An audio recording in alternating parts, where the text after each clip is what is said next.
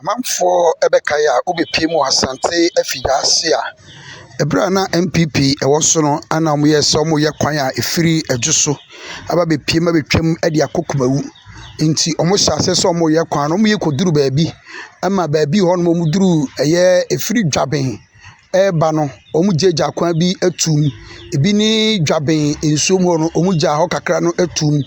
Dwaben asie hɔ no wɔn gya hɔ kakra atum saa nso ana ɛyɛ State Farm hɔ nom nso wɔn gya hɔ kakra atum ana afigya ase ɛno nso so wɔn gya kakra atum ɛberɛ waduru fitam hɔ nom no na wɔba DVL junction hɔ nom sese abere wayi puma kwan mu ama wɔn ahyɛ ase egu ɛnɛ yi a mene kasa yi deɛ contractors ɛwɔ kwan no so ɛno na mohwɛ ɛwɔ Sɛkyerɛ East TV efie nsɛm nko a contractors ɛwɔ kwan no so a wɔyɛ adwuma no nti mu a ebi ɛberɛ bi mutu kwan a mobaayɛ na oduru hɔ nom a kaa no woso gagagagagaga no sese deɛ nyame adom wohwɛ a wɔde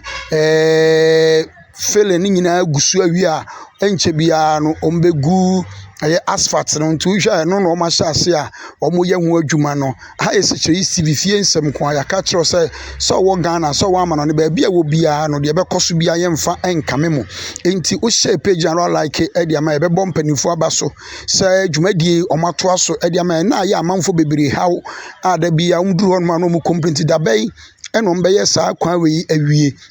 ɛsɛ deɛ abrewa yi puma kwan mu ɛmɛnɛ wɔn gyina so a wɔyɛ no dendenden yɛbɛbɔ His Excellency John Dramani Mahama nso aba so sɛ ɔbaayɛ contractor ɛwɔ hɔ nom nyinaa ɛsɛ wɔn tumi yɛ toa so no nyinaa no wɔn gu so a wɔn ɛyɛ na DC onimonyamfo Ibrahim Adams ɛhyɛ bɔ sɛ deɛ ka mu nyinaa wafoɔ ɛde kɔ nti wɔn sɛ nyame adom wɔn bɛyɛ ha yɛ Sɛkyerɛ East TV fie nsɛm.